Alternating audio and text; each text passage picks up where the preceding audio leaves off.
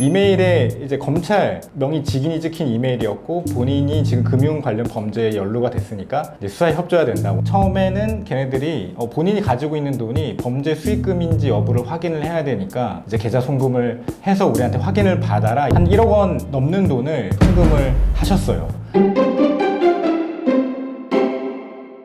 일상 속 법률을 켜다.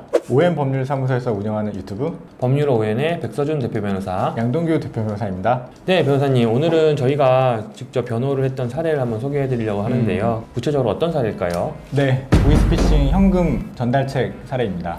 예, 보이스피싱. 요즘 사실 저희 사무실에서도 꾸준히 문의가 오고 있고 아마 저희 사무실에서 지금 진행하고 있는 사건에서 가장 많은 비중을 차지하고 있는 사건의 유형이 아닐까 싶은데요.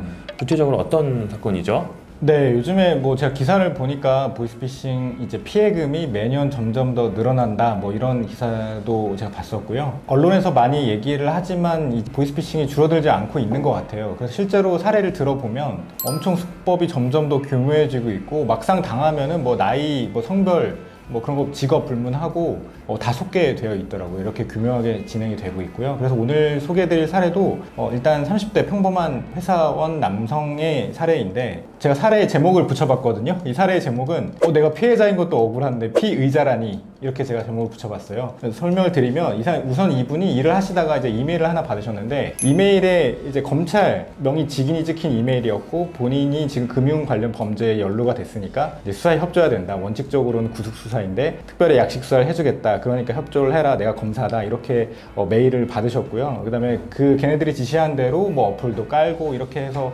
처음에는 걔네들이 본인이 가지고 있는 돈이 범죄 수익금인지 여부를 확인을 해야 되니까 이제 계좌 송금을 해서 우리한테 확인을 받아라. 이렇게 해서 이제 깜빡 속으신 거죠. 그래서 돈을 한 1억 원 넘는 돈을 저쪽이 지시한 계좌로 송금을 하셨어요. 그런데 이제 문제는 거기서 끝나지 않고 살친범들이 이제 본인이 그거를 보낸 것처럼 다른 피해자들도 만나서 그 수사에 협조하는 절차를 거쳐야 된다. 이렇게 속이니까 이제 알겠습니다라고 하고 10군데 넘는 전국을 몇 주 동안 돌아다니시면서 똑같이 자기도 만난 사람이 피해자인 줄 알고 현금을 받아서 또 다른 사람한테 전달을 한 거죠. 그때까지만 해도 본인은 수사에 협조를 하고 있다고 생각을 했는데 알고 보니까 이제 경찰에 체포되셨거든요. 그래도 경찰이 이제 보이스피싱 현금 수거책입니다. 이렇게 얘기하니까 제가 수사에 협조했는데 저는 피해자인데 무슨 말입니까? 하는데 아니에요. 본인은 보이스피싱 현금 전달책 피의자입니다. 이렇게 된 거죠. 그러니까 피해자이면서 동시에 보이스피싱 현금 전달책 피의자가 된 사례였어요. 1억 원이 넘는 큰 돈을 보이스피싱한테 뜯겼음에도 불구하고 피의자라면 결국 수사도 받아야 되고 재판도 받아야 되고 잘못하면 징역형 교도소에도 가야 되는 아주 되게 억울한 상황인데요. 이런 경우에 의뢰인의 억울함을 풀어낼 수 있는 어떤 그런 쟁점이 뭐가 있을까요? 네, 결국은 우리가 보이스피싱인 걸 알지 못했다라고 하는 게 고의가 없었다라는 게 메인 쟁점이었고 그거를 풀어줄 열쇠는 결국 피해자임을 좀 부각하는 거였어요. 그래서 우리는 일단 내가 1억 원 이상의 피해를 받은 사람인데 내가 그 얼마 안 되는 수당을 받기 위해서 보이스피싱인 걸 알면서 그 현금 전달을 했을 리가 없다라는 것이 주장이었고요. 근데 실제로 저희가 이걸 위해서 전국에 있는 뭐 10몇 군데의 그 경찰서를 다 따라다니면서 조사 참여하고 진술 동석을 했거든요. 근데 경찰들도 최근에 유행하는 수법이다 보니까 굉장히 의심을 많이 했었고 이렇게 물어보기도 했거든요. 아니 그래서 피해자인 거 알겠어요. 그 피해자인 거 알겠는데 본인이 피해당한 그 피해금을 회복하기 위해서 보이스피싱인 거 알고 가담을 하신 거 아니에요? 이런 식으로 계속 추궁을 했었거든요. 그래서 저희가 어쨌든 그런 걸로 치열하게 다퉜습니다.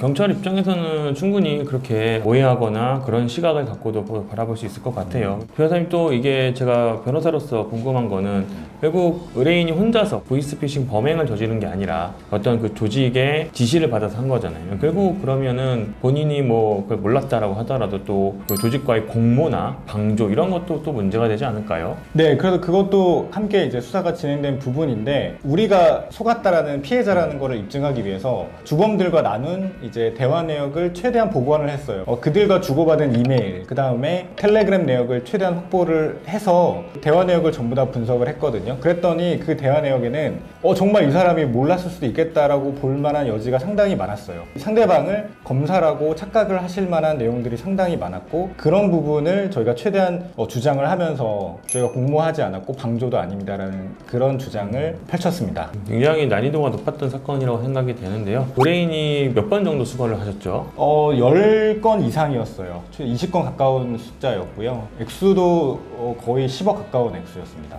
20회에 10억이라고 하면 사실 유죄가 인정이 되면 뭐 장기간의 실형을 피할 수가 없는데 결과는 어떻게 됐나요? 네, 결과는 이제 경찰들도 이게 신종유행 수법이다 보니까 절반 이상의 경찰서에서 일단은 검찰로 넘겼어요. 자기네들은 죄가 된다고 판단을 해서 송치를 했지만 검찰에서는 이거는 보이스피싱 고의가 있다고 볼 수 없다라는 취지로 무혐의가 나왔고 또 상당수 경찰서에서 이제 혐의가 없다는 취지로 불송치 결정이 나와서 결과적으로 전부 다 그 20건 가까운 그 전달책 전부 다 무혐의를 받았습니다. 네, 양 대표님 정말 고생 많이 하셨습니다. 정말 쉽지 않은 사건이고 매우 난이도가 높은 사건인데도 불구하고 모두 무혐의 처리로 끝나서 의뢰인도 억울함을 풀고 또 일상으로 돌아갈 수 있어서 정말 다행이라고 생각됩니다. 다음 시간에는 저희 사무실에 지금 보이스피싱 사건이 문의가 끊이지 않고 있고 또 요즘 보이스피싱 사건이 정말 많이 벌어지고 있으니까요. 그 보이스피싱과 관련해서 뭐 보이스피싱에 대한 유의점이나 뭐 경찰 조사 시 반드시 알아야 될 점 이런 것들을 간단히 구독자들에게 소개해주는 시간을 한번 가져보면 어떨까 싶습니다. 네, 좋습니다. 네, 그러면 다음 시간에는 더 유익한 정보로 찾아뵙도록 하겠습니다.